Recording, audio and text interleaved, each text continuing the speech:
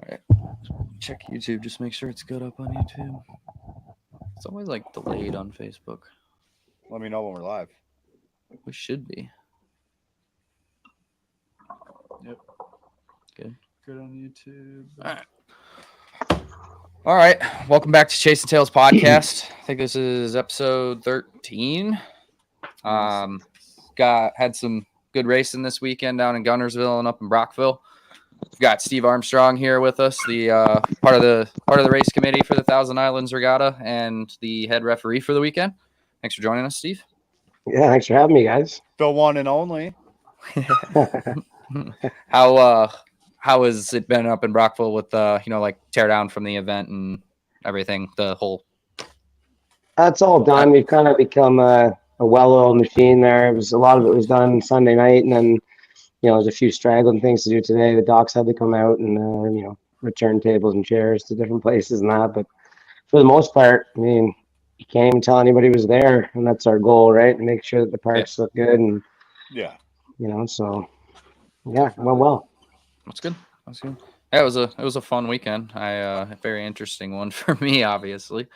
But no, there's some good racing. Obviously, Saturday it was a bit of a bummer with the weather, but it's kind of the nature of the sport. But there was a lot of good racing on Sunday. I thought it was fun and interesting racing, like it seems to always be in Brockville. Yeah, it's a difficult race course to maneuver. Just ask Bob. I mean, it was tough. It was a tough weekend for you guys. It sucks that we didn't get to run a final too in the SMF class. Like by the end of the day, the water conditions were probably good enough to run, but when the schedule was getting close to those heats, I went out in the rescue boat, and it was like I just felt it was too dangerous for the small boats. There's huge holes through that first turn, and there'd already been enough carnage. I didn't want to see anybody else going on their head, so. I guess you take a little bit of flack for that here and there as an official, but sometimes drivers need to be protected from themselves. So that's what I was trying to do there. No, I don't think it was a bad call. Obviously, I got a little bit of a biased opinion, but at the end of the day, somebody's got to make the call, and I don't think anybody should fault you for making that call. No. Yeah, I don't think anybody really did, but it's still a tough one to make, right? Like the small boats, like it costs just as much for them to go to the race as anybody else. So I was a part of that game for a long time. It was unfortunate what happened to you guys, with Garrett there. But yep, happens, man. How did it feel from, being a racer all these years, then stepping in a role of being the head referee? Honestly, it's a lot more busy as a referee, a head referee, than it is as a driver because. When you're driving a race boat, you go out for 10 minutes and then you kind of have 3 hours in between and then you get jacked up and you go out for another 10 minutes. As an official, you're going all day long, going over drone footage and trying to make calls. And I took it really seriously because, it's a risky sport. So I'm paying a lot of attention constantly to the boats on the race course throughout the warm up. And then even after the checkered flag and the black flag comes out. So there's really no time to just relax, I know I was sitting there watching one of the heats, I'm sitting along the seawall, and I looked down, and you were there on one knee, had your head on your hand like this, just studying. I was like, "Damn, he's locked in right now." Yeah, well, I'm a boat racing geek. I love the sport a lot, and I want to give back to it as much as I can. I don't know how long I'll be a referee, or if I'll be back behind the wheel at some point, or what, but. Whatever job I'm doing, I'm going to do it to the best of my ability, and it's just kind of the way I've always tried to do things in the sport. Mm-hmm. So, we as racers and fans don't get to see, but how much did you utilize the drones over the weekend? I use them every heat. As soon as the checkered flag comes out, on the black flag lap, I go around to the drone screen, and I pull up the start from the backstretch at the mid-course buoy around to the start through the first turn. Mm-hmm. And then if I see something live, I can scroll forward. So like if I saw something on lap 3 that I thought might be questionable, I can scroll forward to that, and see if there was an infraction or not. It's a pretty cool system they have there. So I use it a lot. I mean, you use that tool to try and make the best possible calls, and it's still not perfect, but it's pretty damn close. Okay. Yeah. Yeah, I mean, we know that their drones are there. We know, like, most of us know that they do look at them. We just didn't know if they looked at them all the time. And fans, I mean, they'll see the drone, but they don't really particularly know what the drone's doing. So Yeah, it's pretty amazing, really. Like you can see, from the first turn drone, you can see them coming down the front stretch, so you can see who's in what lane if they're in the right lane, and then it's really just a straight over shot through the corner, and then you can follow them up the back stretch, and then the other one's picking them up coming the other way. So you really have a full idea of what's happening all around the race course. You know, so it's amazing technology, really. I mean, you can't get away with the stuff you could 10 years ago, that's for sure. I know some heats between me and you would have been questionable if there was actually a lane or not. Yeah, that's for sure. I mean, That's there's for a sure. lane, but I don't think a drone would pick up if So Brockville kind of shook things up with points wise. I mean, not points, but you definitely seen some different winners throughout the weekend in every class than you did at Sorrel or Cambridge. Yeah, I'd say the Fords are looking pretty dicey, aren't they? Yeah, I, yeah, I figured that would happen, at some point through the season. If they're propped correctly, they'll get off the corner a little better. And sometimes that top end that the Hondas are pulling isn't going to work in rough water like Brockville. So yeah. just my opinion. Yeah, the Fords made it definitely the 2.5s. If everyone's knowing what we're talking about, they're talking about 2.5 stocks in the F class, the Ford and Honda thing. But the Fords. I think on a tighter course, if you have the right prop, that you're gonna have be right there with the Honda, if not maybe a slight advantage. I'm not sure. But like we've seen in the past on these bigger courses, you can't touch a Honda. But then, we had Grant Ladycoat that pulled out a win. That's pretty awesome. Grant's first win in the F class, so congratulations to him. That's probably a big thing for him. Not a lot of people go from the S to F and are able to win a final this soon. Like 3 points back from the lead in high points too. Yeah, so he's hanging in there. What's he, 15? That kid is 16 now. 16 now. He's definitely kicking ass. It's pretty awesome to watch. Yeah, you watch him drive a race boat, and he's doing everything right, man. That thing's balanced out. He's using his wing properly. He hits starts. I know he comes by it honestly. He comes from a racing family, but you still got to go out there and do it. And he's doing it right now. I mean, that boat was fast. He's beat John. He's beat Eddie now. And the way that you look at the points, the way they're dicing out now, I mean, with him sitting in second, he's going to have lane one, and Eddie and John are going to have to deal with each other in the qualifier. So, if you're a strategy guy and you're looking at points, Grant's in a pretty good place right now. That is real good, because if you go, so if he goes into the first qualifier without those two, and those two have to race each other, one of those guys have to lose. So that means they're not going to have. I mean, granted, let's just say, Grant wins his first heat in Valleyfield. The second heat between Eddie and the 92, someone has to lose there.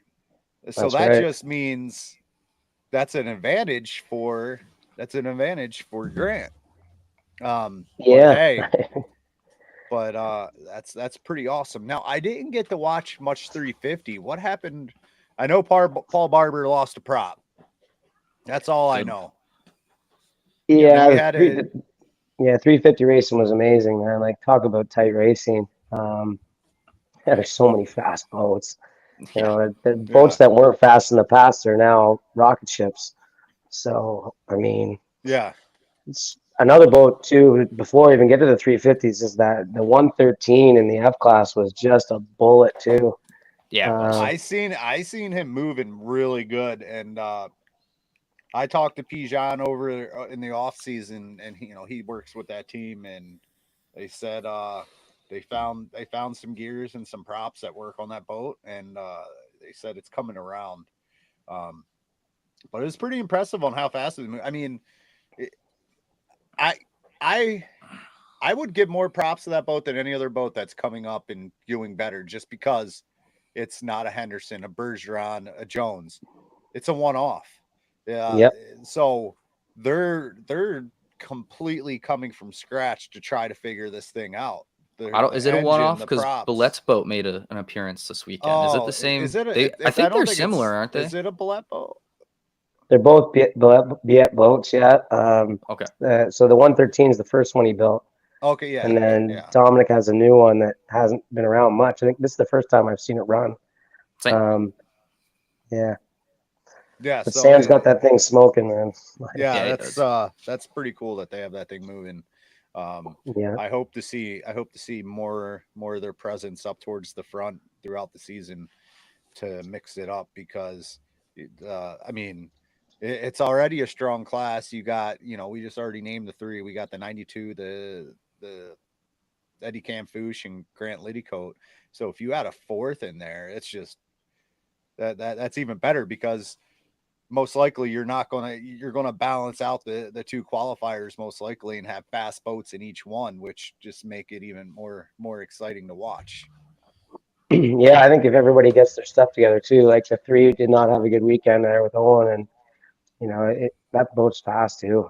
Before it threw Yeah. it took the out of the chain coupler there, it took the keyway out. Oh So man. that doesn't happen. He's maybe right there too. So Yeah. it's a great class. I love that class. I miss it, but all the classes seem to be that way now. Like the 2.5s, like when Garrett blew over there, he was chasing Derek Anderson, who seems to have found some speed. Yep. So that's a good thing for the S class, right? Makes that more competitive too. So Yep. it's fun I to know, watch, just from man. last year to this year in that S class, especially with a couple of us being returning drivers, and then the newest driver in Jacob, he's fastest in the class right now. It's more competitive for sure. Just year over year. Jacob's doing good. He was a little late on a start this weekend. Late on the start. A lot of you guys were late. Yeah, I'm gonna buy you all stopwatches and. No, I explained that one to you. I explained that one to you. You guys, I don't want to hear it. Some of you guys are just, I don't know, using a sundial for a 5-minute watch or something. but no, Jacob, for him coming off his what do you call it? His rookie heats to start Restrictions. Yeah. Restrictions. Thank you. Coming off restrictions, he's doing really good. He's got a fast boat and he's learning, not making major mistakes. If he learns how to use that wing, he'll be a lot faster. He's starting to move it a little more. I see him. He's using a lot of wing. I mean, way too much wing. So I don't know if they got to make some adjustments with it, or he's just not used to the boat yet. I mean, granted, this is 3 races in with this boat, so he raced a little bit last year with it, but maybe he's just being extra cautious. Like, yeah. Sorry, boys, my voice is still messed up from the weekend, but No worries. Stop maybe he's yelling just at being all those extra drivers. cautious. Yeah, I remember when Donald LeDuc was in the class, he used to run his wing like that, and it was still crazy fast. So I don't know if they found something different there, but it doesn't make a lot of sense to me. But it's working. Yeah. So. No, he is doing a good job, and I only assume that boat will just keep getting a little faster and a little faster. So you Ford guys need to step it up. Trying, man. Obviously, this weekend was not a great step in the right direction. How was the damage on that boat after the weekend? It's not bad. I mean, the left side, like the dummy side on the wing, the bolt sheared, and the normal kind of splintering to the wing when that happens. Shout out to James McClure. He just commented that he's going to be fixing our wing this weekend. Thanks, Jamie. Nice. Appreciate it, dude. The cowling's gone at the moment. Hopefully we can get lucky with that one. And then there's a little bit of damage to kind of the flange on the cell where the lid comes down, and then the lid itself kind of right in the same spot. It just ripped off the top of the cell. So Yeah. Yeah. The water pressure, it ripped the what do you call it? The hinge, the bracket for the hinge out. So it's quite minor, honestly. And watching it live, I mean, I was kind of, when I saw it, I was like, all right, that wasn't too bad. Hope, you never know until you flip the thing back over, but it was a pretty soft landing and definitely a slow motion blowover. It's slowed down probably 60 miles an hour in the air. Oh yeah. Oh yeah. Oh yeah. It was crazy. I probably watched it 50 times, and I swear the prop stopped moving midair because he was already off of it before he blew over. Like, he told me it was prop stopped. Yeah, he told me it was. He said it. He literally said it was hanging for so long that he actually thought maybe I should get back in it to try and push the back end up. And Eddie was like, dude, I was waiting for it to catch the transom to catch a roller, and the thing just flattened back out. So I learned this in a boat that didn't have a wing before, and you have to catch it at the right time. But he could have did it. If it gets up like that and starts hanging and the gas doesn't work, you take the steering wheel and you shake it, and then the boat will just spill air, and then it'll come back down. That's old experience right there. Yeah. Yeah. If people are like, boats without wings, what? Yeah. But yeah, that's one little trick that works, but it's not something that you talk about a lot because, generally you catch it a little bit before that happens, but at least the boat can be repaired. At least Garrett's all right. That's all that matters. Yep. As long as someone walks away from an accident, that's the big victory. So yeah, I think everybody kind of walked away except for in the JSS. I haven't heard a report on how she's doing. I do have an update. She no broken bones, no spinal, neck damage, nothing. They diagnosed it as severe whiplash and a concussion. Okay. What happened? She's pretty sore. They wung out real hard in that. Who? I think Sam and Max. Oh, okay. Yeah. Yep. That thing came to a stop in a hurry, like at the end of the straightaway too. Yeah. So they were on it and it just stopped. Like, oh man, it looked like it hurt. Yeah. So I'm glad to hear that she's gonna be okay because that's good. Yeah, that's good news for sure. Yeah. It's always, so did I see Grant Liddycoat was riding with Jimmy Stewart? He was. Yeah. Yeah. Yep. Yeah. That's funny. Yeah. 2 So wins on he the got a weekend for double Grant. win. Yeah. Yeah. Not bad, man. I think I seen the little interview with Jimmy and Grant. And Grant at one point said he was scared at one point, but Jimmy did all right or something like that. Yeah, I wouldn't get in one of those things. I don't know. But They're fun, man. I think I would be going to the hospital just even in a clean heat when we came back with the way my back is. I'd just be stiff board done. yeah. I last time I drove a skiff was it last time? Yeah. Was Lakeland, Florida, 2018 or something like that. 2017. No, it's 17. I think it's 2017. And I got J. Michael Kelly to ride with me. J. Mike's smarter than that, man. He rode one How did heat. he I agree to don't. He didn't want to get back in again. I don't blame him. Yeah. It wasn't that bad. I mean, we nailed the start and we were in front for a little bit, but then we got past because we were on the outside. But it was we didn't stuff, we didn't wing, we didn't do anything bad. Oh, Maybe I good. can get another ride and I'll get Armstrong in with me. I think you'd be looking for somebody lighter than me in there. Oh, it don't matter. We're not going out the wind, Steve. Yeah. Yeah, I rode with Billy. I rode with Michelle in the Rolling Thunder the one time. Ain't no chance I'm getting in the skiff with you, Bob. Come on, man. It would never happen. It just won't. So, and then we have, I believe it was his first final win ever, Martin Roshan. Yeah. That's awesome. What did they say? Was it cool. 13 seasons? 13 seasons. Dude, that's awesome, man. The guy drove a perfect race, man. Yeah. Like, That's awesome. Yeah. tough to win there from lane 3. Congratulations to him. That's Was he pretty lane 3? cool. Yeah. Shout out Yeah, Fred he too, is. man. Yeah. Yeah, Fred is leading in the championship right now. Big Yeah. shout out to Fred, coming out of nowhere. Wow, like Fred's consistent. Fred's consistent. Seems to be like kind of a common theme. These guys moving up from 2,500. Like Tyler was the same way, right? Yeah, He never won an F, and then he goes up to H and just seems to like the boat a little better. And Fred seems to be doing really well, man.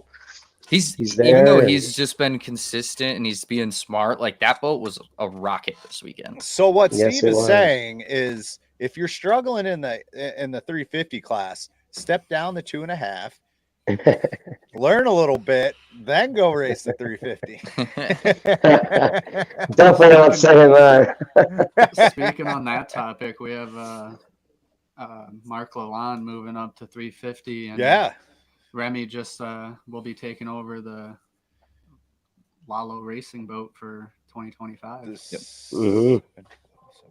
Yeah, that's that'd be awesome. 51. I mean, Remy was doing fine in the boat that he was in, but that's obviously a pretty significant upgrade and ride there.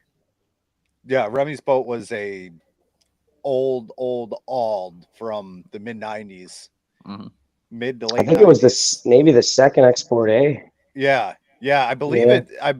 I believe that one is aluminum honeycomb, if I'm not mistaken. I think you're right.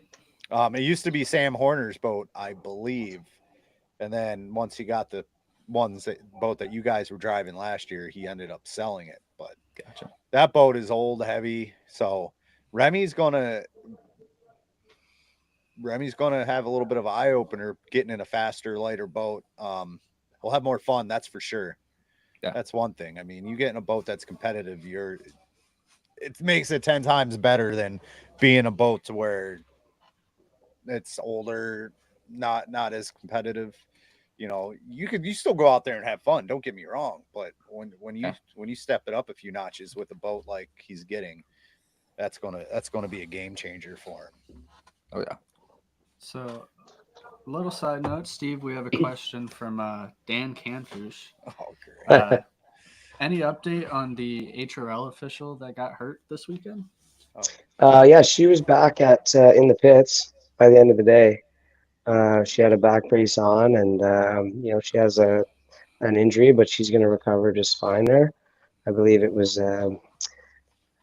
like she had a prior injury to a vertebrae, so it was the same one that was bothering her. But she's going to heal up and be okay. I didn't see that happen, but it's crazy what went down there.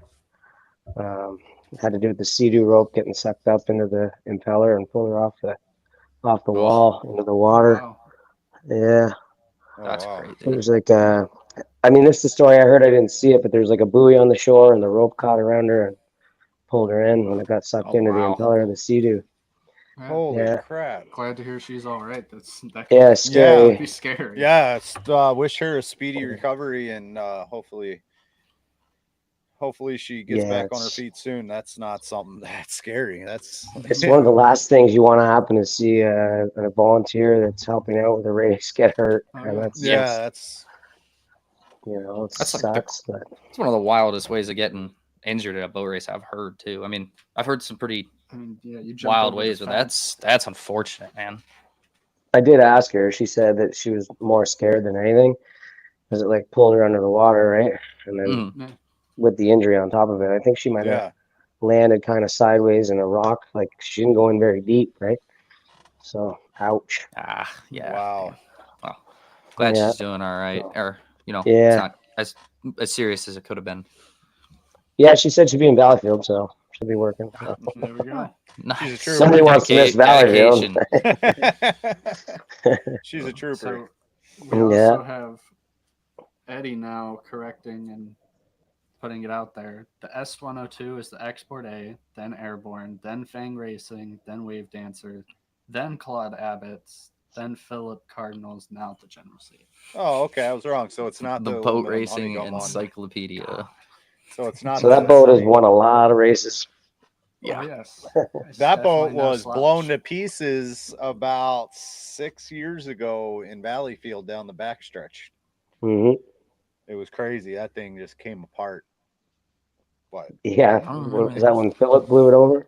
yeah. Yeah. I Yeah. don't remember So, that. Wild. did you guys get a chance to come down to the shows? Were you guys at the concerts? Yeah, it got me in trouble, man. Yeah. I sat there So- just with my parents in the tent and listened to Big Wreck. We were there for about an hour. It was a good time. There was a big crowd there, man. Yeah, both nights it was really, really busy. I don't know. This thing just keeps growing. It's kind of starting to get out of our hands a bit. It's getting so big, you know. It's like every year we need more volunteers and more money to put it on. But hey, we'll keep going as long as people like it. Yeah. Seem to love it. Keep it going. I mean, that's what you want, right? I mean, you don't want it to start going backwards, but it keeps growing. Then, you might need to incorporate other things into it, and I don't know how you would grow. You can't grow the park, but I don't know. Just ask Tyler. Tyler knows everything, right? Tyler's got a lot of great ideas. I mean, but that's the problem. We have a lot of great ideas in our committee. That's what Kent always says.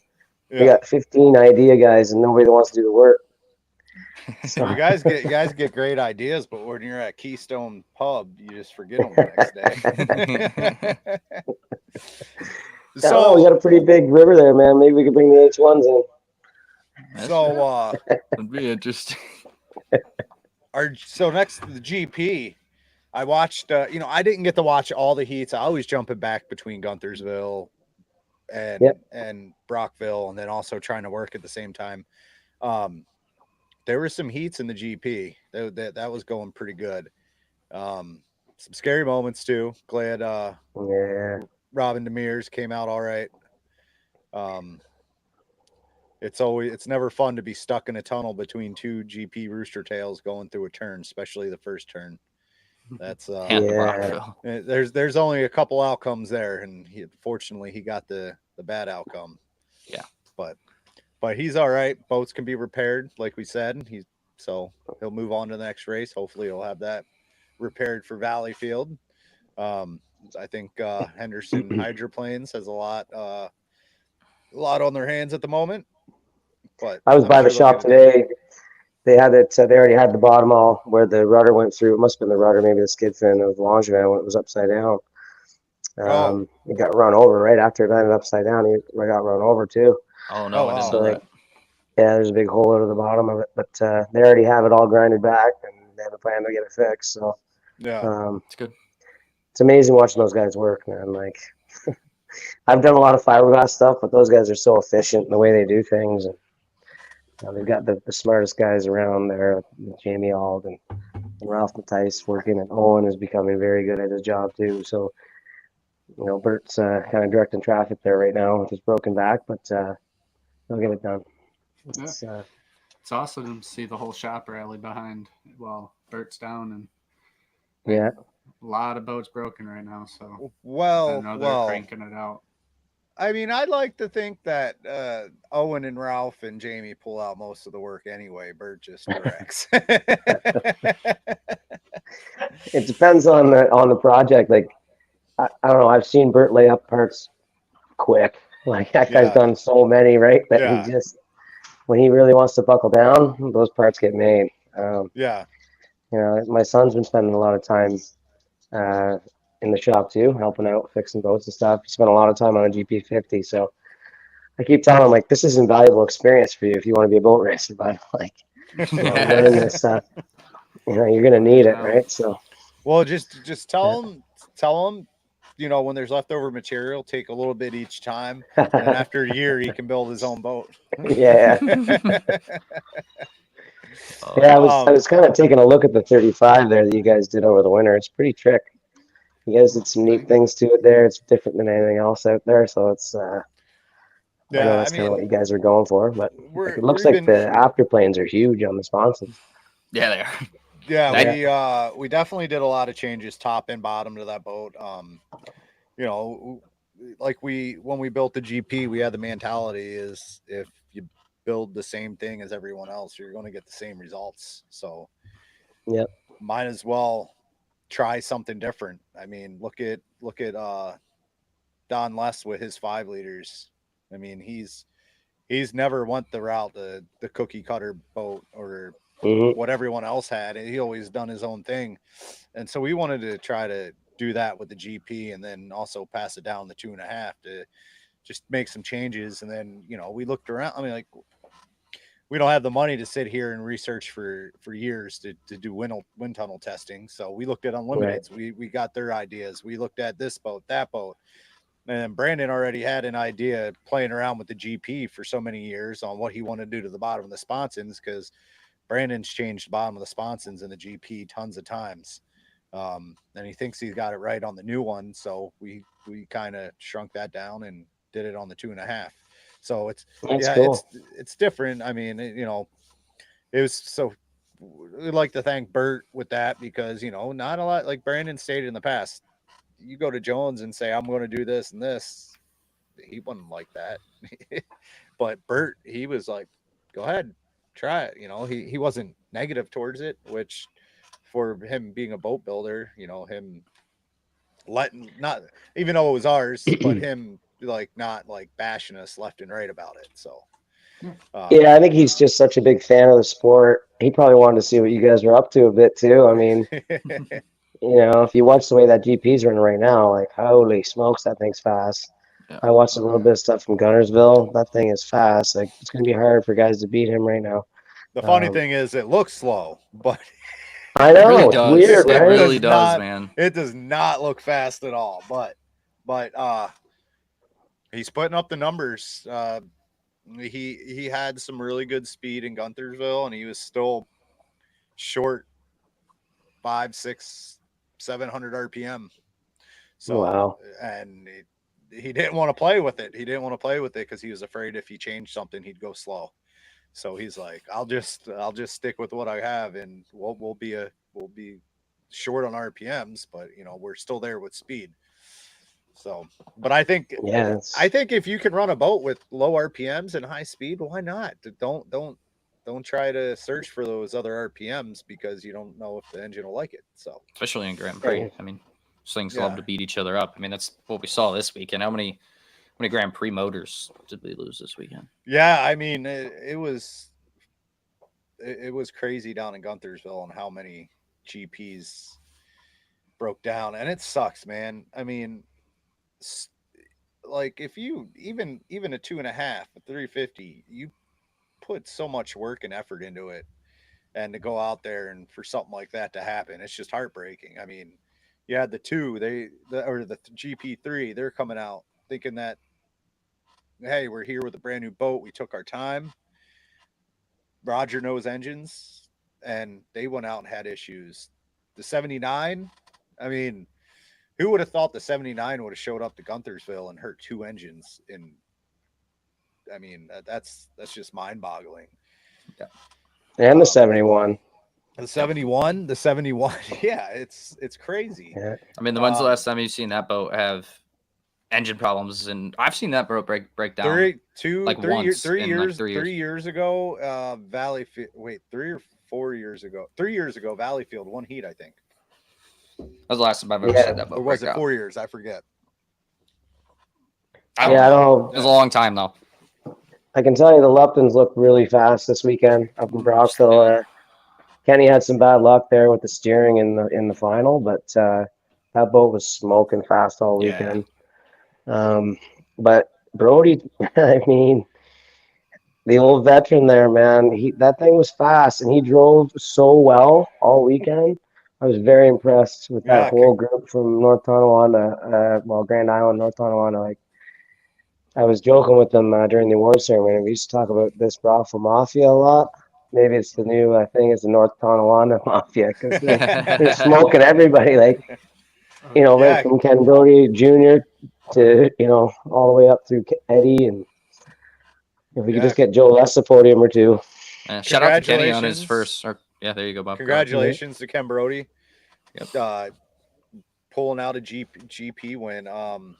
And Kenny was a shared podium with Jacob. Too. or shared Okay. first with Jacob because Jacob didn't get to set a time Okay. in his Oh, heat.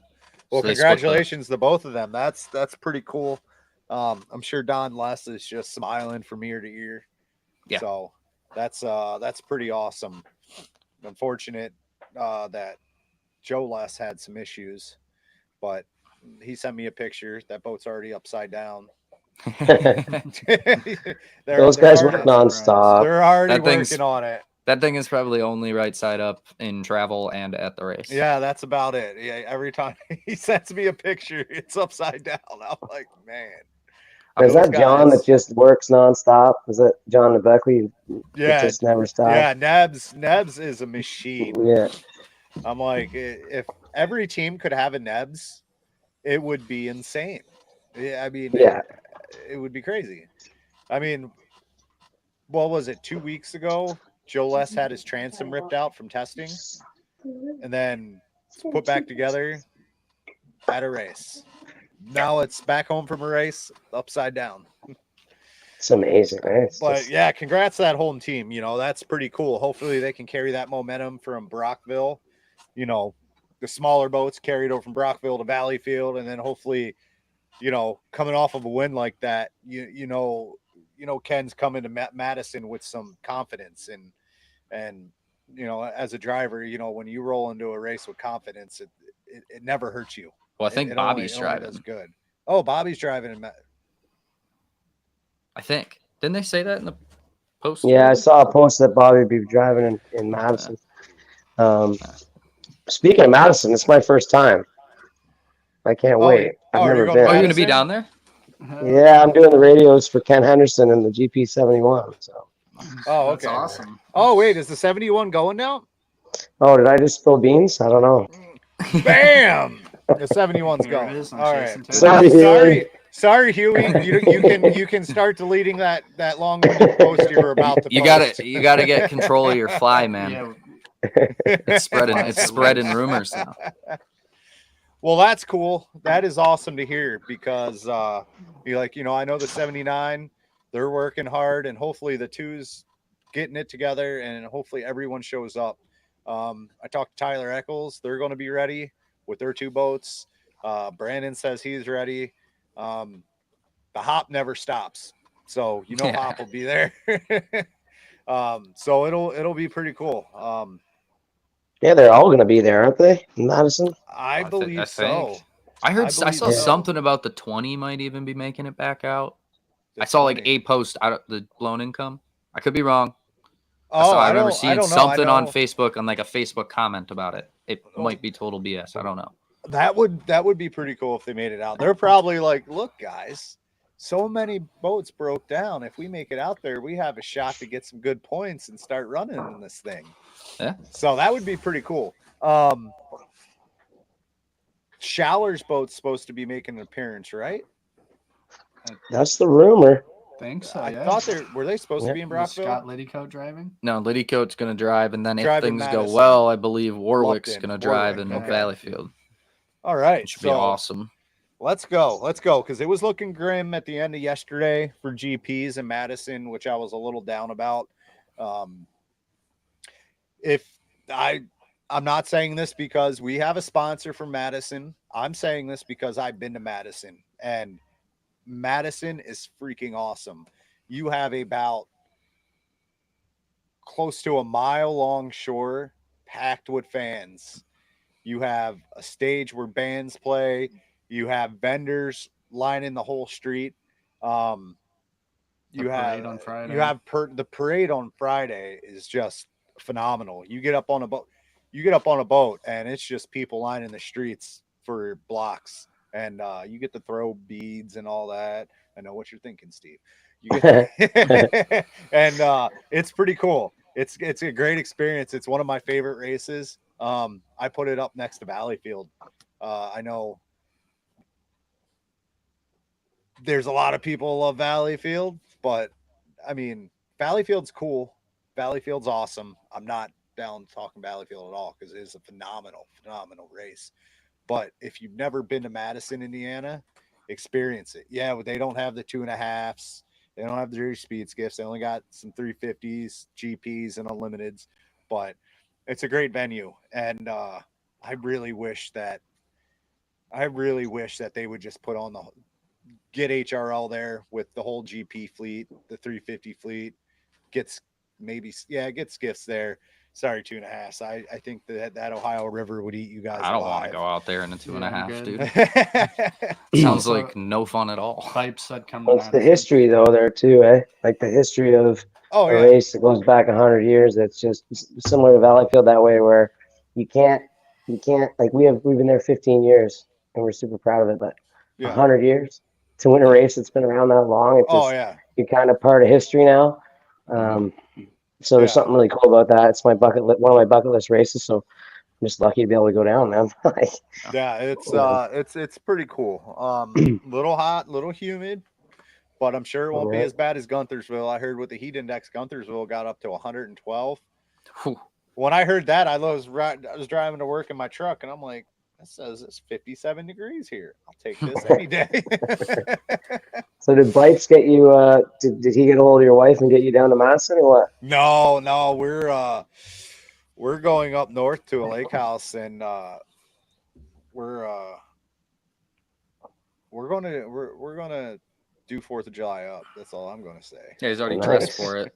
I'm already dressed for it. This is my 4th of July shirt. I was telling my wife, I'm like, I want to cut the sleeves off, and she's like, "You're not going to do that. You're not doing that to that shirt." I'm like, "Come on, man, it's my dinosaur shirt. It's America shirt." Well, he kind of got a bit of a season off here, so why not take in some R&R, you know? I'll be in Tonawanda. I might go to another race or two, but yeah, I'll see you this summer. Don't worry. Yeah, I'm not worried. I'm sure you have a ride for Tonawanda. Hey, but I mean, if you really want, we can go hang out in Detroit like it was the Detroit Hydro Fest 2018. Man. Oh man. That was a wild time. We can go for that carriage ride again. Scared and not even gonna ask. Nah, it's probably a good idea not to ask too much about that night. It was hey, we weren't driving the next. None of us were driving. I don't think. No, none of us were driving. That was the year I broke my back. So. Yeah, I think I missed. I was supposed to be doing radios for PAC in the GP, and I missed it. So somebody filled in. I felt bad about that because he fed me lunch. His team fed me lunch all weekend, but I didn't make the call. Yeah. It was a fun weekend though. Yeah. Fun weekend. I believe we stopped at the beer store, and then Johnny Douche ran out of the beer store saying, "Go, go, go, go!" Yeah. Who was driving? I think it was Tyler. He freaked right out. Yeah. Peeled out of there. Oh man. Good times. So I do have some information that I want to thank HRL, a couple of the people involved with their inspection kind of committee pulled me aside and wanted to give us some information. So it's not us just speculating every week about the Hondas and the Fords. I'm going to try to share it as best to my memory, and I'm not going to go too in detail because I don't want to speak for anybody. But my understanding with what they explained to me is that they've spoken with another gentleman, kind of a guy, Honda expert, you could say, and kind of the direction that they see, and the time frame on this is not yet totally decided. But it through 3 races they've seen what the situation is, and they do see the future looking like you will be able to put your own together. Kind of like we've speculated in the past, you will then have to send it out to be inspected, tested, sealed. But in general, just kind of put some minds at ease and at least get some more official information out there. They pulled me aside and wanted me to share that. So I know that's kind of pretty along the lines of some stuff that we've talked about in the past. And I definitely think from my perspective, a step in the right direction. And it's reassuring to know that they are looking at it and seeing what's happening. And, like we said, I think the tight course in Brockville and maybe even Sorrel a little bit showed the gap wasn't as bad as it looked in Cambridge. But they even pointed out, and this was something that I had kind of, one of my original points was how fast the Hondas can get fast compared to a Ford. Mhm. You know, you got guys that have spent 10 years, Al Thompson, for example, getting that boat as fast as it is. And you can Yeah, tell he's spent time getting it fast because that thing of is course. wicked fast. I'm not knocking anybody running the Honda, but they were obviously able to, you know, Jacob get in it very fast, very quickly. Eddie got in it very fast, very quickly. Sam, very fast, very quickly. Grant Hearn. So, you know, something to look forward to, and we'll see how that progresses. And obviously, I think HRL will share more information as that picture becomes more clear. But definitely reassuring to know that there's plans in place to try and answer some of the questions that people have had. That's great. It brings the cost down too, probably too, if you can build it on your own. Yeah.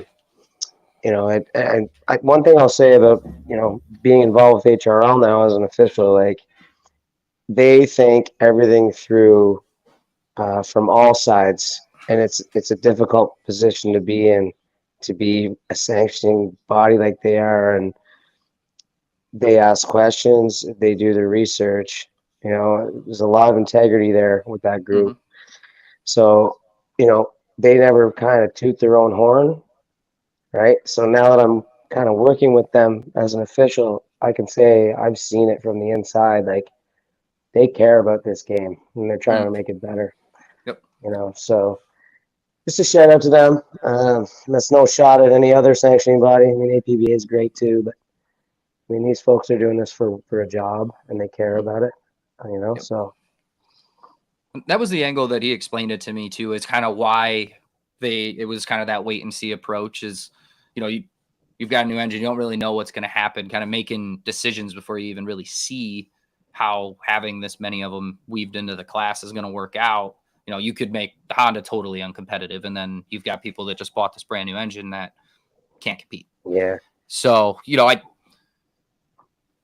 think I don't think anybody's opinion is necessarily wrong on this. I think it's one of those things where there's always going to be somebody that might feel rubbed the wrong way when you're introducing a new engine to a class, but there's growing pains like we've discussed. And it's like you said, they're methodical. They're really trying to look at it from every angle. And, you know, they're listening to people. We've talked about kind of this kind of direction on the podcast, and that wasn't just only us. I think a lot of people share a similar opinion there. So it's cool that they listen to people. You know, the racers, the teams, the people spending the money, putting in the time, and, you know, they're doing the same thing. So I think the racers and the HRL organization can relate a lot more than maybe people would think from an outside perspective. I'm not hearing Bob. Are you guys? Oh, my bad. You guys stop touching that thing, man. So I think a lot of pushback that you get from the Ford guys is two things. I mean, A, they have a Ford, right? That's what's in their garage. That's their investment. So they're looking at, I don't want to go spend more money, especially the price tag on these Hondas. But the supply and demand right now, there's so much demand. Yeah, the price goes up. I mean, look at gas. Gas does the same thing. But you open it up, the price will come down. Definitely. The price will come down and it'll be more affordable. And you just get more affordable than a Ford even. You get more manpower working on those things too. Like, you're going to figure new stuff out, and it's better than only having a couple brains, you know, kind of working on them. I know each team's working on their own, but, you know, just get, it's how it's been with 350s and Fords. You can go buy a brand new Honda for cheaper and put in your boat than what it costs right now. But what they're doing, what HRL's doing, I love. They send it to a dyno guy, puts on the dyno. He goes through everything and he gets it right in spec before he sends it out. So that means every boat is getting the same thing. Yeah. So it's not like you're wondering like, oh, wonder if he got a better engine than me.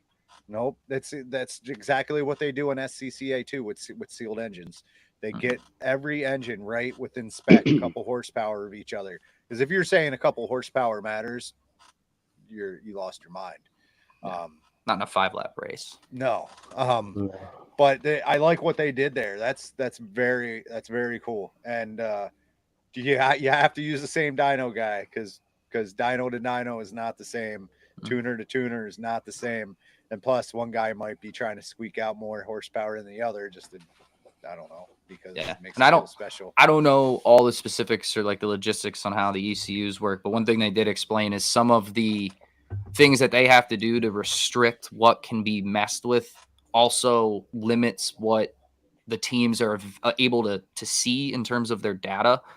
This new guy that from my understanding, they've actually offered to bring him on as part of the team as an consultant. I think he knows some things that maybe people weren't aware of to make things more viewable, not editable or whatever the term would be, changeable, but viewable to try and help people make better decisions with their, what they're doing with the engine, and even the guys that are putting them together and inspecting them as well. Yeah. So that's everybody should have the same power then. So then it comes down to prop, boat, driver. Yep. Right? Yeah. Exactly what be a in the stock stock class class. should be. Right. And I'm good with that. I always wanted to, be the best driver. I didn't Yeah. Yeah. I was lucky enough to have Paul Hewitt power. So Right. Exactly. Yeah. Like, Yeah. racing in 2.5 all these years, I knew a lot of guys had way better engines than me, way better props, because we didn't have the money to put in props. We didn't have the money to go buy a new engine every year. I think I ran the same engine for 3 years, and we did compression and leak down, and it slowly would go down. But but if I was back into it, which I do, still race Greg Barker's S9 Rewinder. But if I was to have a boat full time in the class, I would love to have everything the same with engines, because it's just more comfortable knowing, like, it's not the engine. What are we messing up on? Is it my driving? Is it my prop? Is it the gears? Let's make some changes. Yep. So that is pretty Yeah. cool. That is pretty No, cool. and I appreciate them. Shout out to those guys for being willing to share that with us, so we could share that with our viewers. That's not something that every organization would do. I mean, a lot of times things are, the transparency there is appreciated, I think. Here's a lot of people, here's definitely for another me. idea. Here's another idea. Do it with the 350 class. I don't want to push any buttons or make anyone mad, but I don't know, man. I don't know if I would change the 350 class right now, because that is a damn show. it is, but that's like I said, it's supposed to be a stock class. It's not modified, so let them do what they're doing. It's looking fun, man. Like I think a different winner every weekend. I mean, maybe the same carburetor wedge would be on every boat. Shots across the bow. Oh no. That was just a joke. That was just I know. What do you think about splitting the 350 class A and B like they did with 2.5? That's not a bad idea. Because just like you do it with the rookies in HRL in the S class, you put them in the lower class and make them work their way up. You throw a guy in the F class. All right, Fred's an exception, but generally, if you throw a guy in the F class up to the 350, he's gonna have some growing pains, just because it's a big speed totally difference. Different beast. Yeah, but Fred is proving me wrong right there. But Fred's just doing awesome. I'm tickled to death for him. That's great. But that's not a bad idea. I actually like it. So Tyler would be in B and Kent would be in A. I think having the relegation and kind of the moving up and moving down too, that adds a whole nother fan aspect, and it just creates so much more competition too. So I know, like from my perspective, and I'm sure Austin feels the same way, being in 2.5. Like obviously our goal is to be learning and getting better right now. It's cool doing that with other competitors that are in the same position, because it allows us to still compete. If we were in F, we have guys that are trying very hard to win a championship. And I don't know that if we were in F, that would be our focus right now. We would be trying to get our driving and our boat up to standards with what the competition is. And in 2.5, I feel like we're in a good spot where, although we are trying to get better as both drivers and with the boat, everybody's in that same position. So it's not just learning. It's not just competing. It's a really good mixture of both. You get to learn and fight for points. Because I think it also builds great sportsmanship in the S class, because everyone is still trying to figure it out, right? So you guys go to each other, you talk. You're like, hey, I'm doing this. I'm doing this? What am I doing wrong? And then someone puts in their input, and because you all as a class still trying to learn, and Yep. so it's pretty cool. I do like the S class a lot. And then the F class, you got the F class. So if they do that with 350, I mean, yeah, you got guys that are going to be pretty mad if they get put in B, but points are points. Fight hard. The math, the numbers don't lie. So if you put in I don't B, think that's what they want to do, but that's just, I was thinking about it myself. I It's a think fun- it's a great it's a fun idea. idea. I think it's a great idea. I mean, I was talking to Adam Carruthers last week about his move up to F, and like he was like, "Wow, it's like a completely different animal when you're out there with experienced drivers. That everybody's fast, you know." But I think the S class is starting to build up to that. There's a lot of fast boats in S right now. And Yeah. it's close there's- racing too. Yeah, it is. I mean, every heat's deck to deck, so you guys are learning on the fly, Yeah. you know. And then when you move up to F, you just get a little bit less room. Yeah. Yeah, it's it. I would say when they split the two up, the F and S, you could definitely notice a big separation on between the two classes.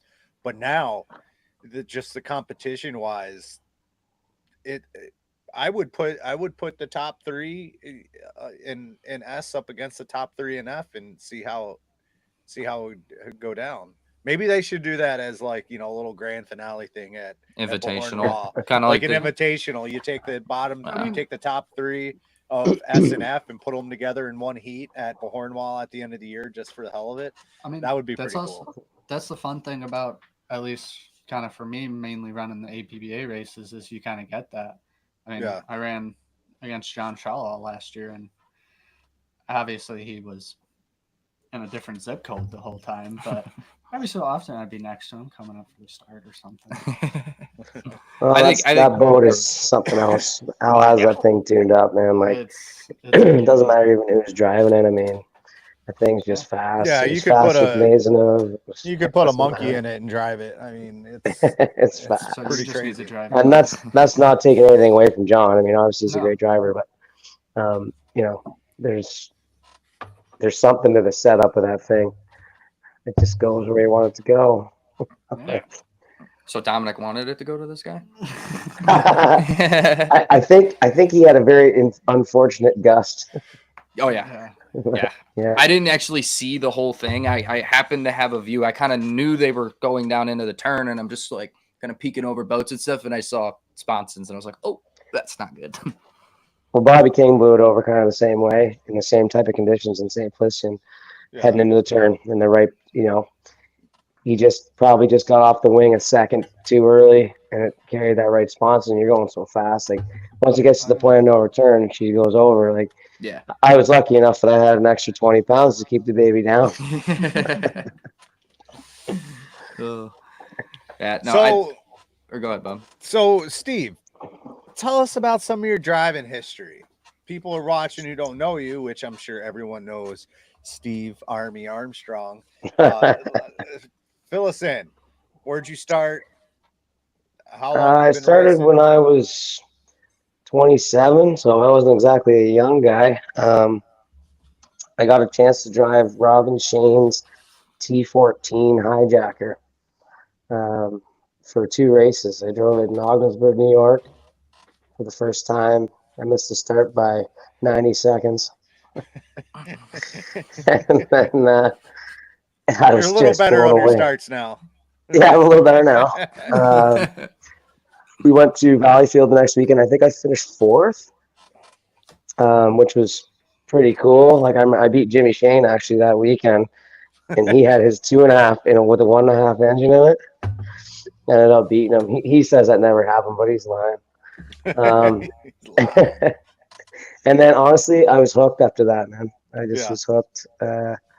At the adrenaline that you get from driving a race boat is irreplaceable. That's how I would put it. So I went to Bert and we started building the boat, and that's what you would see. The F3 now would be the boat that I built with Bert and Ralph in the shop.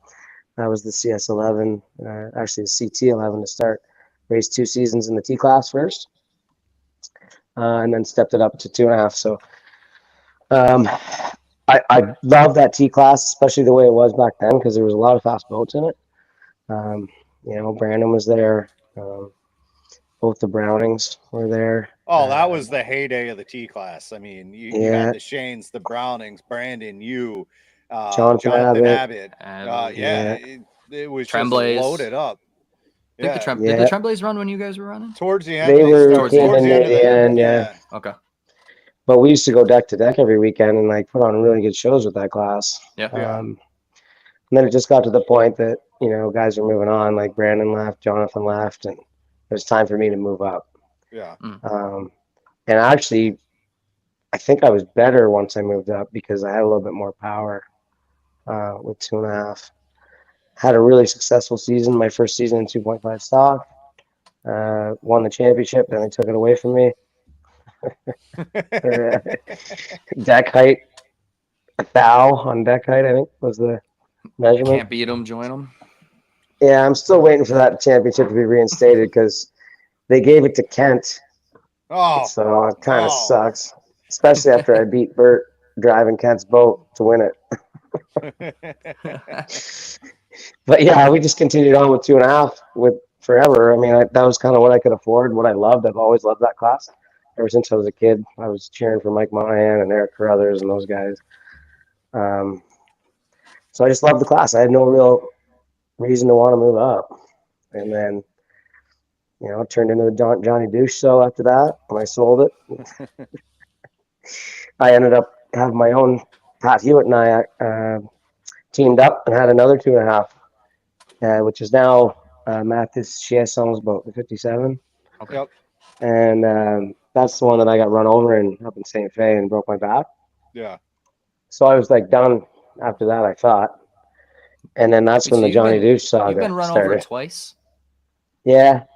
You got ran over when you were in Valleyfield too, right? Yeah, but that was at really slow speeds. Yeah, that one wasn't like a horrible one, but I didn't realize you'd been ran over again. He still has his hands because that was scary. Yeah, I saw that one. I was sitting in the stands, and I was like, "Ooh, that does not look good." I went like this. Yeah, and the skid fin came through and hit the gauges. Yeah. Crazy. Oh my gosh, that's scary. I'll never forget Nick Roos like climbing out of the boat. Okay. Kyle Bipes, I know you're listening. It's the same link. Just click on the link that you had last time. You should be able to join. Oh, I'm gonna meet this guy finally. I've been waiting to meet this dude. Okay, I feel like he's my kind of cat. So the podcast is gonna go off the rails now. It's going off the rails in the chat. They've been. I guess I haven't been looking enough. Apparently, with the special guest, not Bobby, Fast Eddie and Bipes, Chasin Tails, do the YMCA dance. Is that a sippy cup? I think they're talking about you, Bob. There was a couple guesses what was in it. It was prune juice, flavored water, beer. Kyle Bipe said, kind of seems like a strawberry kiwi type of guy. Definitely not me.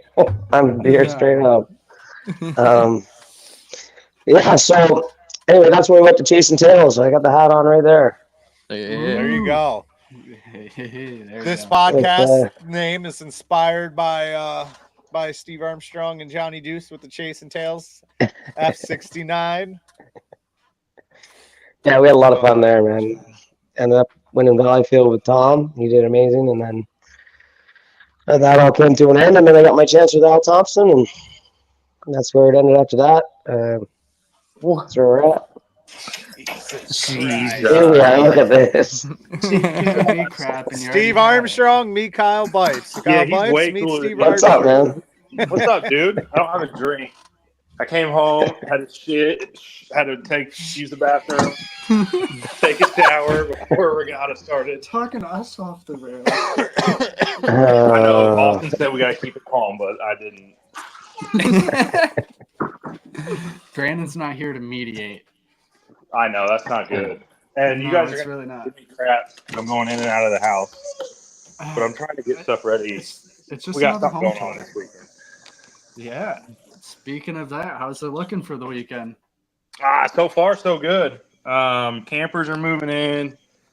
What else we got going on? Campers moving in. Boats start moving in soon. My wife's yelling at me because I don't have my wedding ring on. No, it's all good. We're excited. I saw Huey said he's not coming. Now he's coming. Yeah. I don't know at this point. I don't know if he knows at this point. Well, I'm flying down there on his dime, so I hope he's there. If he's not, we'll show you. Good. But no, I think it's going to be good. We can only get 5 unlimited. I sat in Charlie Wiggins' RV for about 30 minutes down in Gunnersville, and I just couldn't convince the guy to bring his boat up here. Nah, Dang. that sucks. But yeah, I think we're up to 12 GPs now. Well, down to 12 from 14 or 15. But 12 ain't bad though, man. no, So the 27's not coming? the 20. Who's the Like, 20? Bill Rock? Wait. That's Bill Rock, right? Bill No, Rock? he's not coming. Oh, okay. No. Yeah, what I had heard is Gunnersville was a shakedown, and then they were saving the boat for the West Coast swing. Yeah. Okay. Yeah. There's sponsors from out there. They want to give them the best show possible. So just kind of getting a shakedown on the boat, make sure to go out there and compete. Can't blame him too much for that. No, I can.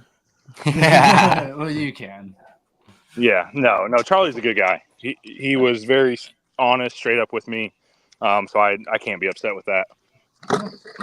Is it looking like weather's gonna be pretty solid this weekend? Steve, hold on, I'm losing Wi-Fi.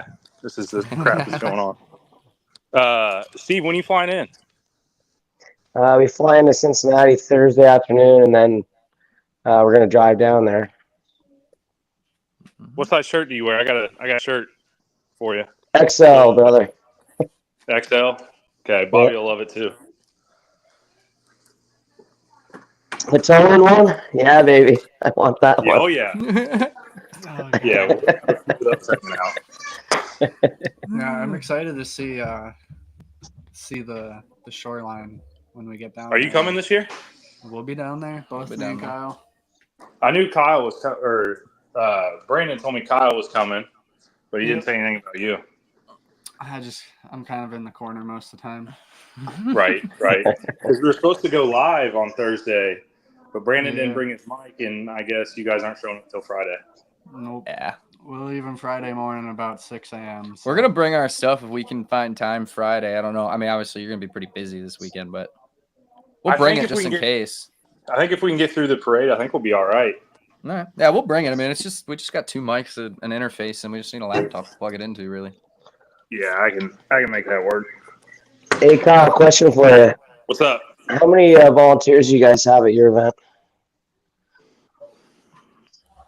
So our total committee is around 35 to 40. And then volunteers on top of that, we're probably around 60 to 70. Wow. That's crazy. That's awesome. It's a lot of people, man. Yeah. A lot of people. And the team's fantastic, from Jake, the president, all the way down to whoever cleans our porta potties. They're all fantastic. They work hard. Yeah. They love the sport, which helps. Yeah, we're in the same boat up here, but we our committee is only 7. But we got Do you do that? yeah, we have like 50 great volunteers though, like that help throughout the weekend out. But Yeah. we got 7 on our committee, so yeah. Bob, Bobby, I think you're you're muted again. You keep Bobby, touching you're your mic. muted. and You stuff. That just means that people of 7 work way harder than you. Hey, Bobby, I'm not going off the rails. I was told not to, so you're lucky. You're lucky. What did No, like I said, it doesn't matter what race you are. I mean, it takes a ton of effort to put on a race. I mean, I don't care if it's a 7-man committee or a 40-man committee. It's still you have that many people for a reason, right? And it's tons of work. It's not just a few weeks before the race that you start. You start the moment the race ends. You start on next year and start getting it going. It's tons of work. I mean, you got to talk to the county. You got to talk to the Coast Guard. You got to talk to everyone. Dude, my internet sucks. Can you hear me? Yeah, we hear you. I've already started on next year's stuff. Jeez.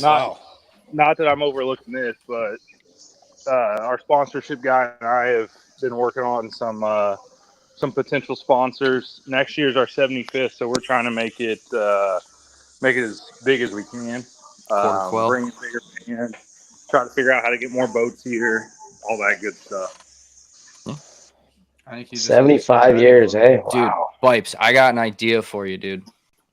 Stop We meant to bring this up on the podcast last week because we were watching or I think we did. You got to try to get the Texas Tri Halls in Madison. So funny. I was actually talking to Andrew and Dylan, Andrew Tate, Dylan Runny down in Gunthersville, or however Bobby says it.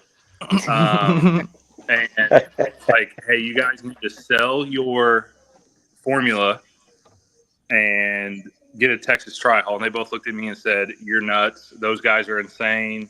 I don't know how they do it." I don't know, man. I'd do it. Fun, man. I would do it. That thing looks that class looks like it's a blast. Hey, do you know what you and those guys have in common? Oh no, You won't be in But there. we're not coming to Madison. That and none of you have very many brains. That is just dumb. Maybe you can slide that into one of those HRL meetings, Steve. Texas Tri Halls. Just plant the seed. Yeah, I'll let them know. Hey, I think they have their hands full with too many people trying to join the series. That's Tell HRL to bring a full series down here. That's what I'm talking about. HRL, Madison. Listen, Bobby, I wasn't talking. I was talking to Steve.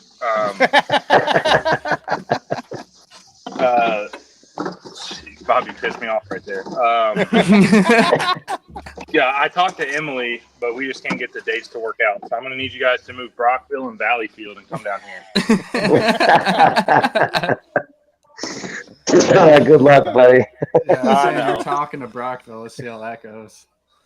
I know. Because I think, hey, you have your dates for next year yet, Steve? Are we going to break some news? As far as I know, we're staying the same weekend. Which is what? It's always Canada Day weekend. Last weekend. Yeah, last weekend of June. So the weekend before yours. Weekend before? Yeah. You sure? Yeah, that's usually it, man. We've been that way 15 years. We matched up last year. What day is Canada Day? Sorry, I'm not fluent with my. July 1st. So you're the 28th and 29th? Yeah. Sweet. We don't match up then. We're cool. I know. We're There good. we go. Breaking news: Madison Regatta is July 4th through 6th next year. There we go. Heard it here first. Hey. Oh, hold on. Where we go? Where I don't am know. I don't know where you're You at. just went dark, man. Where am I? Oh God. Oh God. Follow the light. Follow the light. Oh, I'm watching you guys live. Oh no. Brandon. Give me a second, fellas. I'm coming. I got Bobby's drink here. Hang on. Oh no. Oh man. This is what is in Bobby's. Where did Brandon send me that link? There it is. Here we go. This is what Bobby likes right here. That was pretty good. No, I'll try it. That's my Hey, mom's. should I take this? That's my mom's favorite drink. Oh. You should definitely try to give her some this weekend. I think right, I'll Pipes take has ADD. That dude never sits still. Oh. last Hey, time dude. he was on, we seen every room of his house. You did not see every room because you did not see my bedroom. That's where the magic is, fellas. You think I We just got most of the house tour, a car tour, a bunch of bush lattes, and you got a regatta. Yeah, I saw Connor. I don't know how to pronounce Connor's last name. Harnack? Yeah. He saw me down there, and the first thing he asked me in Gunnersville was, Pipes, how drunk were you? I was Yeah, he might have been well tuned up. It was all for fun, though. I was fine. So Kyle, you got a first timer in Madison. It's going to be Steve's first time there, so that's pretty cool. Another racer coming down to your race site. I think Kyle. That's for Grindel. I got. We're all here, man. Steve, where are you staying at? Wherever Huey put us. I think he said we're down the road about 20 minutes. God. Yeah. He said everything was sold out in Huey Madison. doesn't hang out and party. Yeah, well, we will anyways. That's right. Huey. There was other hotels available. Huey just found the cheapest one. Well, I don't know. I think maybe he wants me to take care of Kent, make sure that Kent's home in bed early. Hey, I hope you guys finish second or third, though, Steve. Yeah. I don't know. Kent and I have a pretty good history of finishing up front together. We'll see. That, like I said, up front, second or third. Brandon, I've been talking to Brandon. He's got some top secret stuff going on. Yeah, that thing's fast right now for sure. Yeah, I heard. Don't say anything too crazy, but I heard he's putting a little spoiler on the back.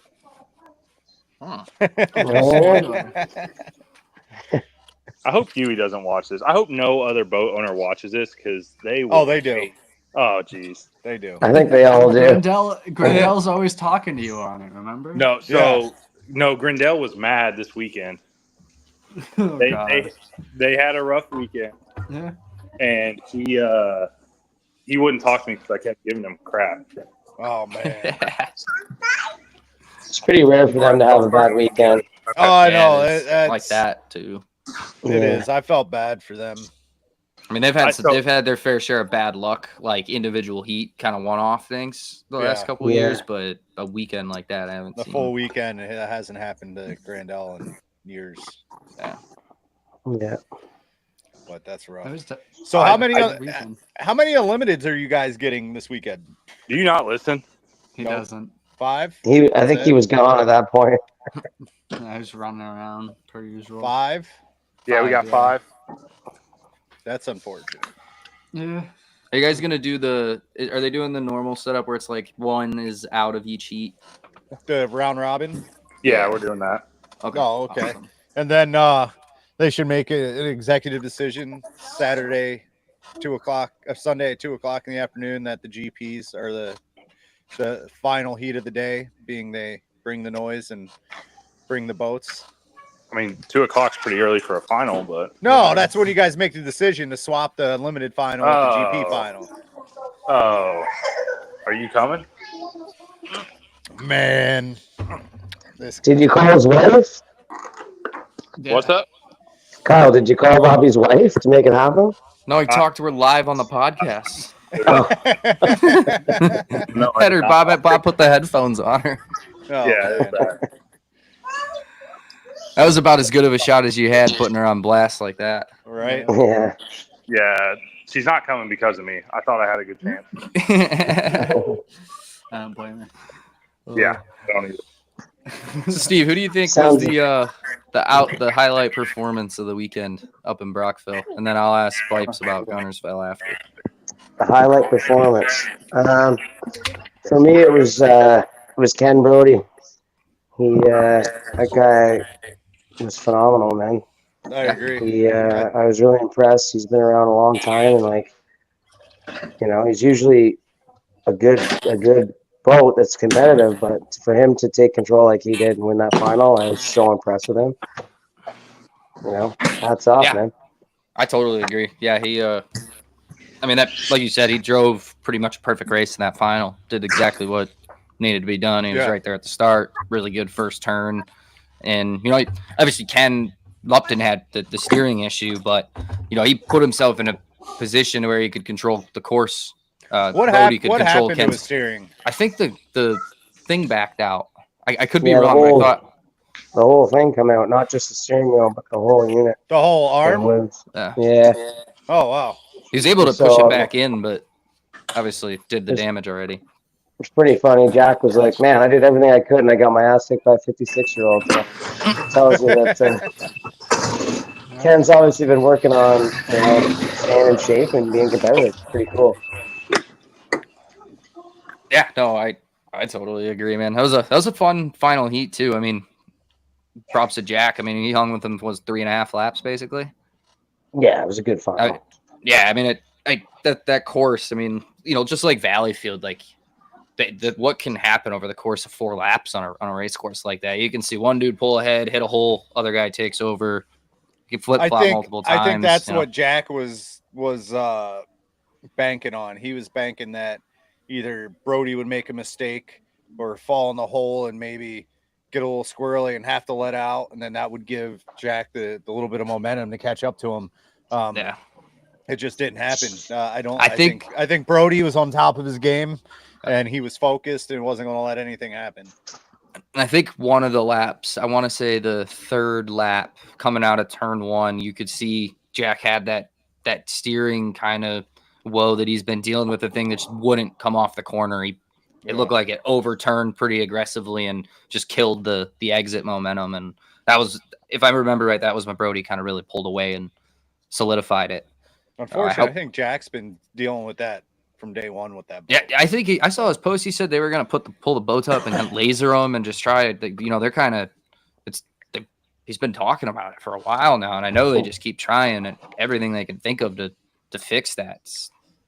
I can't speak to it personally, but I'm sure you guys have been through that where you just got something with a boat that you can't figure out. Well, I mean, those guys never stop working, right? Like they're constantly working on these things. And I had a few conversations with Jack, and he's like, "We tried everything. Like, I don't know what else to try, right? Like it's."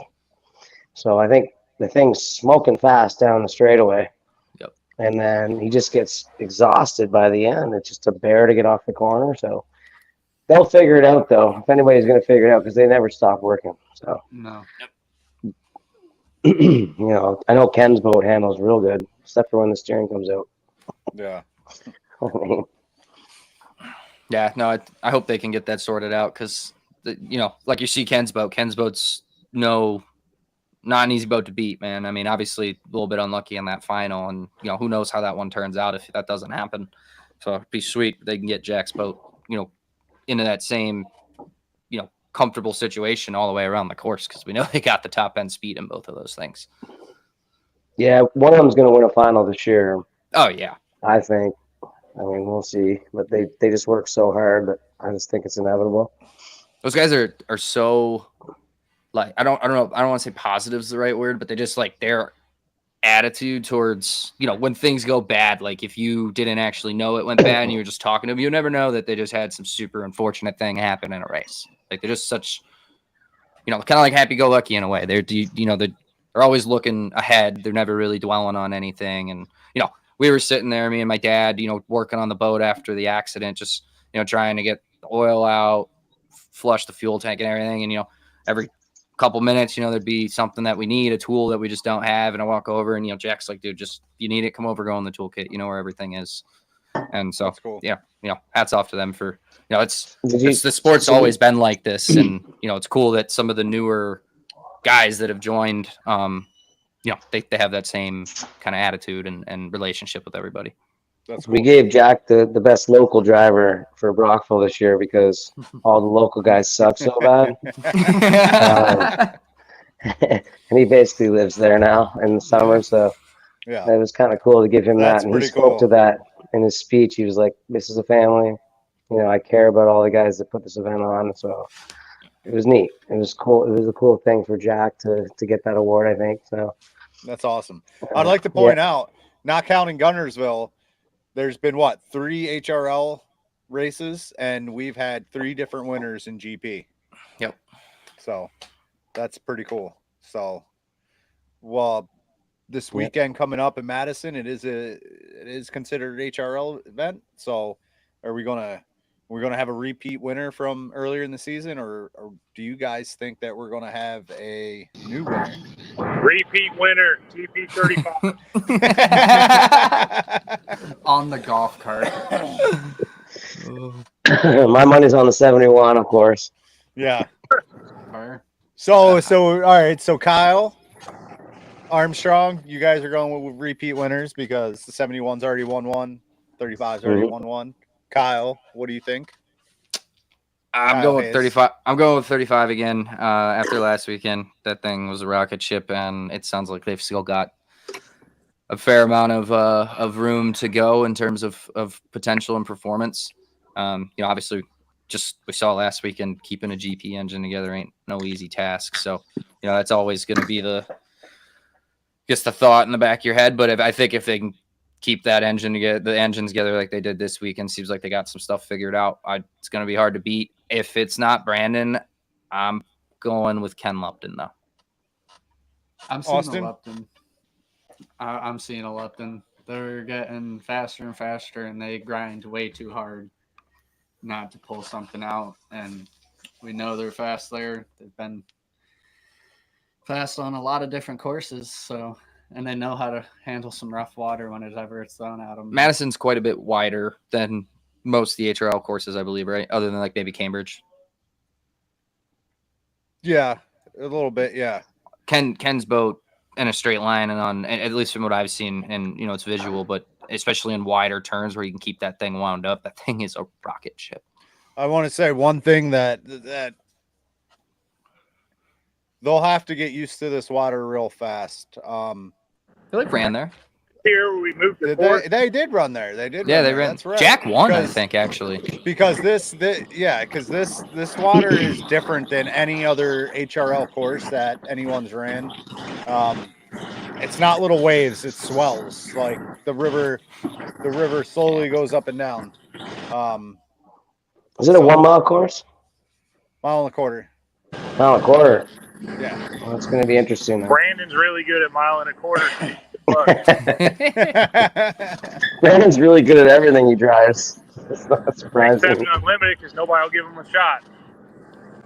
I'm gonna go with the 35. Oh. I believe the 35 handles better than any other boat in rough water.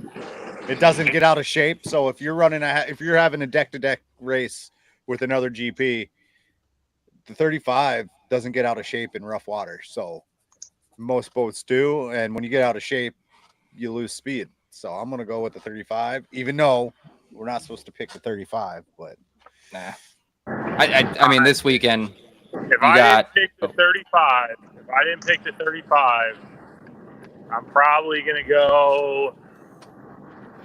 Oh man, Grindel will be mad if I don't pick him, so not gonna pick the 79. Sorry, Steve, not going with the 71. That's all right. I have to go with my buddy Kent. I'm on his radios. I can't pick somebody else. Yeah. You have to. I hope the 135 runs all weekend, but I just don't see them winning anything. Hop had some trouble down there. It's a game of attrition. Is it Jack's boat that doesn't handle very well, so I don't see him. I'm going to go a wild card in a wild man. I'm going to go Kevin Egret. All right. Kevin, nice. All right. It both performed well. I mean, obviously they had some engine issues, but it looked good when it was running. Yeah, and Kevin will drive the crap out of anything. And he's going to drive it hard, and he's going to have a chance if he can keep an engine behind him. Yeah. I mean, I think this weekend. All this stuff behind me as I'm driving. Quite a bit of it. Yeah. Where are you going?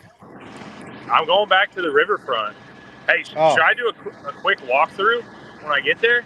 Yeah, might as You well. in a golf cart? All right, hey, keep these boys in line. I'm going to be back on in like 10 minutes. All right, now. How do I end it? Where's the end? There it is. There's a leave button somewhere. It's like the hang up button. I'm leaving this thing. I'll be back. All right. So we're We going usually go more than 2 hours, do you? So the Brockville had a way better GP show than Guntersville. Guntersville, I thought was going to be good, but on a lot of unfortunate breaks. But it just our HRL boys just held it together this weekend up in Brockville in the GP class and put on a great show. Shout out to Eric Langevin. Yeah, he had that boat moving this weekend. That's he's getting right back to where he used to be with his old GP. And he's putting some quick laps down, so that was pretty impressive. Tell Bennett to put a shirt on. They can see your reflection in the mirror, and they can tell that you don't have a shirt on. They just said it. Tell that to put a shirt on. You might as well come and say hello now. Well, Okay, let me man. put a shirt on. Yeah, go put a shirt on. They don't care. No, they like we've said before, leading up to this thing, anybody can go out and win this thing this weekend. I mean, we've seen the attrition factor. You know, kind of some of the boats that won race did really well with it. Some of the boats that the other didn't, and you saw some boats. You know, Brody. This is the best performance I've seen out of the 50 in a couple of years. Yeah, I mean, they just launched themselves right up to the top of the field in terms of chances. So you got the 50, 71, 79, 35. The 10. Yeah, the 7. he's even got his. What's up, dude? He's even got his How two we votes doing, shirt man? on. what's up? There we Mike? go. Yeah, it's he's going to race in Cambridge there in a few weeks after Is he? Valleyfield. So Oh, yeah, okay, I'm awesome. excited about that. Nice. That's But awesome. I think what you're talking about there with Gunnersville and Brockville, right? Like, yeah, Brockville was probably the better show this year because we didn't have the attrition. But that's the problem with splitting the class with 12 boats. Yeah. Like, you imagine if you split the F class in half, and like, what kind of show do you have? So Yeah, hopefully we can get that together where it's not split in the future. Mhm. But it's tough when you have two events that both want the same date and they rely on that date. I mean, yeah. I don't know where you go with that. Like, That's a tough. because H1 needs a supporting show too. Not to speak for them, but in my opinion, Oh, they need a supporting 100% do.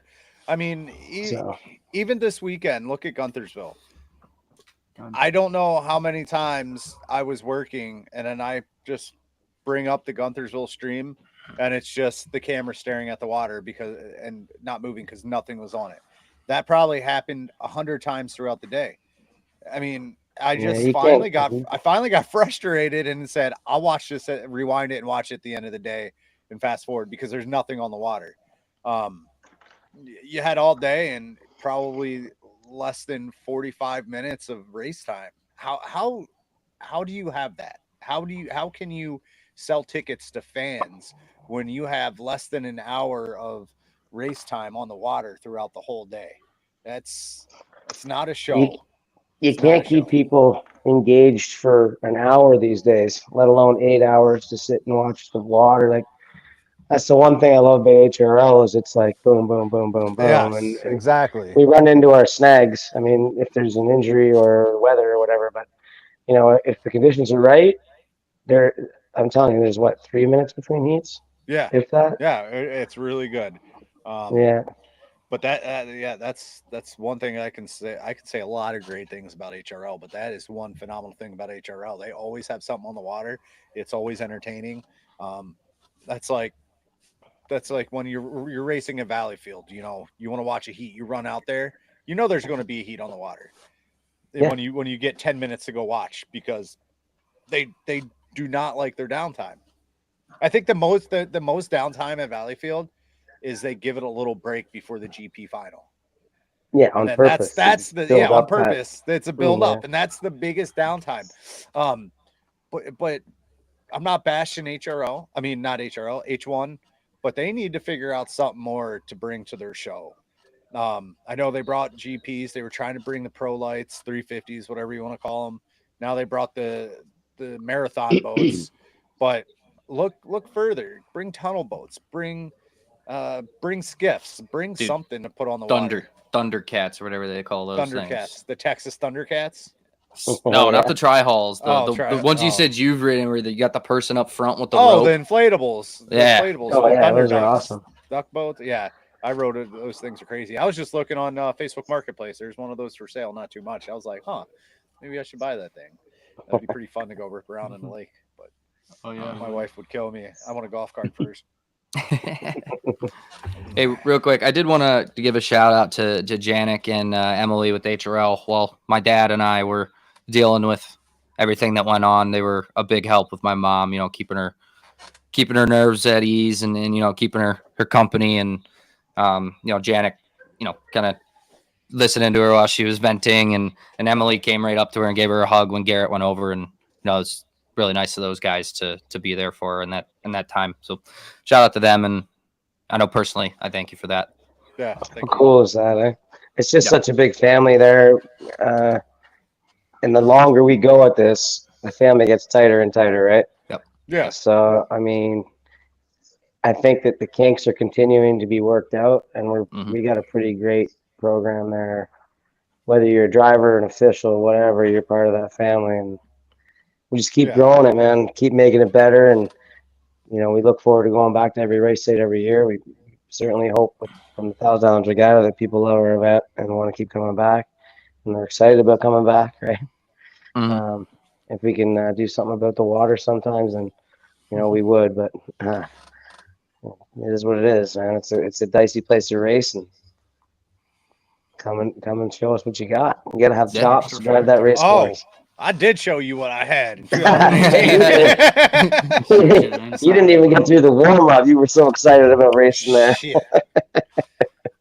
Chewed me up and spit me out. I was like, all right, I'm done. One of the good signs about that, though, that skid fin that came off that boat, it was the exact same place that Garrett blew over. Yeah. And they found that skid fin in 5 minutes. They did? Oh yeah, the divers swam out, and it looked like a shiny nickel on the bottom. I just went right down and got it. So if your cowling went down there, he's gonna find it. Yeah. What's crazy about that cowling coming off? So we have a different cowling style. It's like the GP. It actually on the back of the cell, there's a little flange lip or whatever you want to call it, where it slots into, and it's a single pin in the back, like a T pin. The pin's still in the boat. It broke the flange. It just ripped it straight out. Yeah. I mean, with the way he came in, that's not totally surprising. The flange, I believe it just caved in, and then when it caved in, it just ripped it apart. Yeah. That's what I'm thinking. Was the flange still in the back of the cell?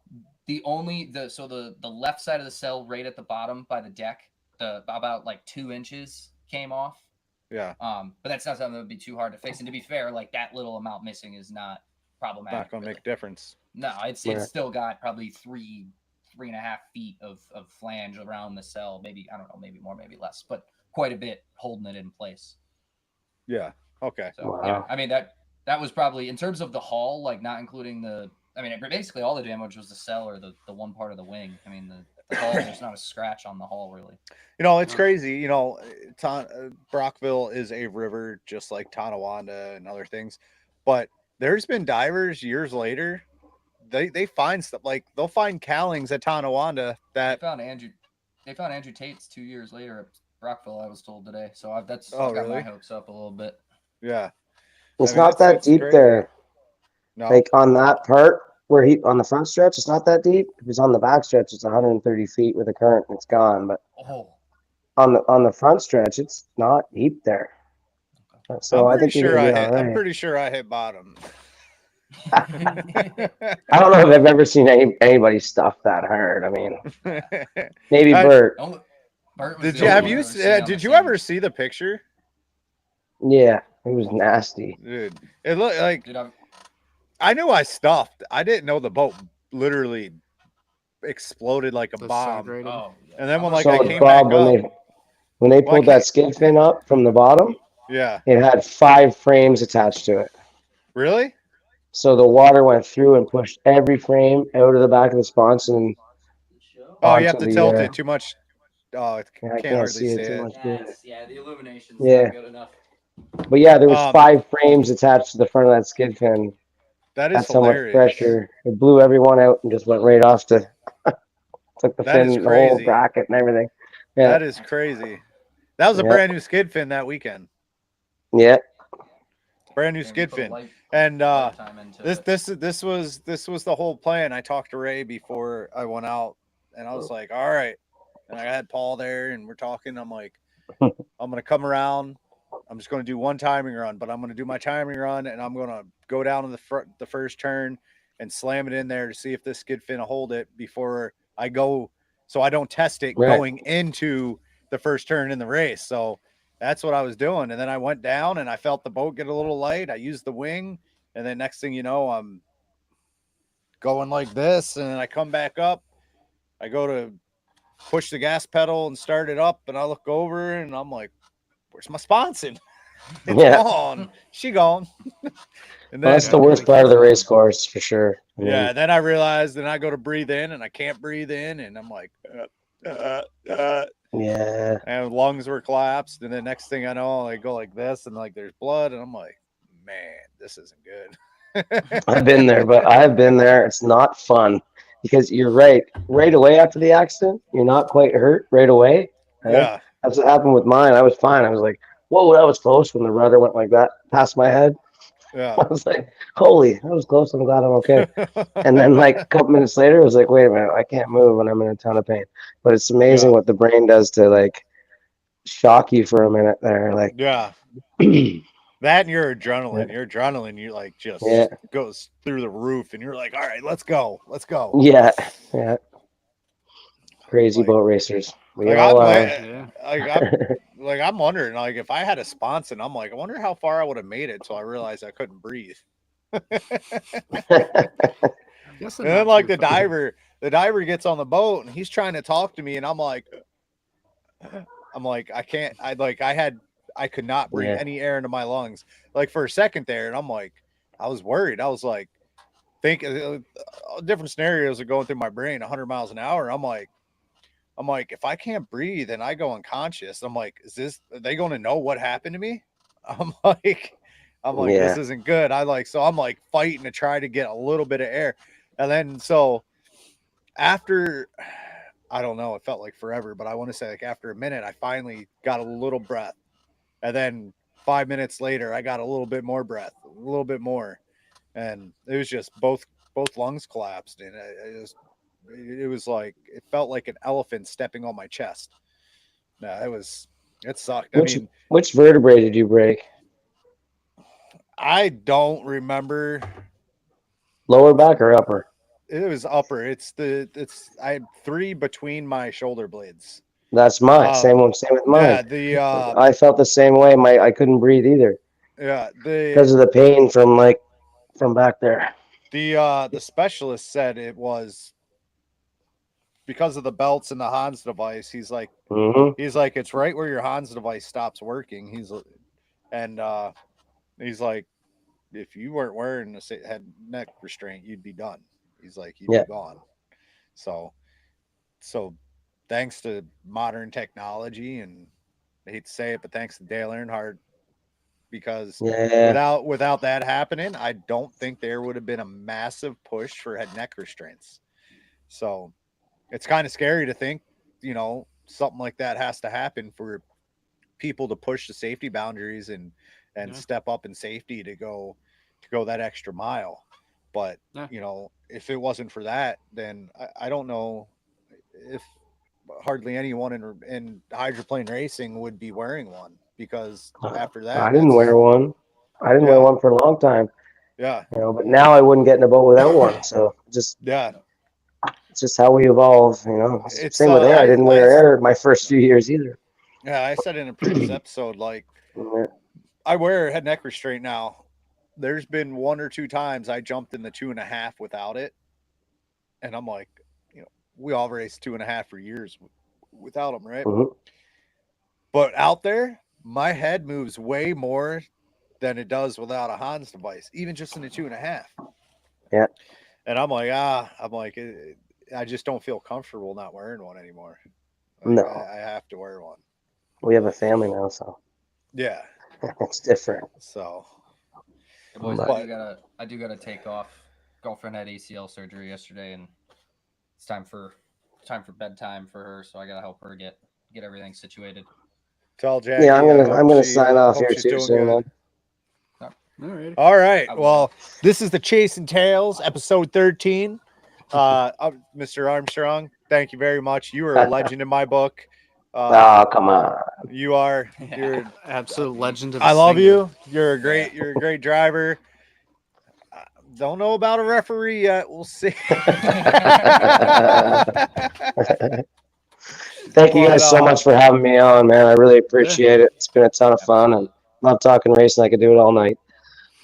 Yeah, if you ever want to come back on, let us know. I know we're Oh, trying for to sure. organize a little bit of a group one, get some names on Monahan, Cantu, some of these guys. Yeah, we're gonna Yeah. have Probably Monahan and Cam Fuchs on. I might need I'm gonna sit there with. I might beat need horn someone to, that like, that tape everything out. that started driving in my decade to help me out when we get those guys on. I'll back you up. I'll back you up.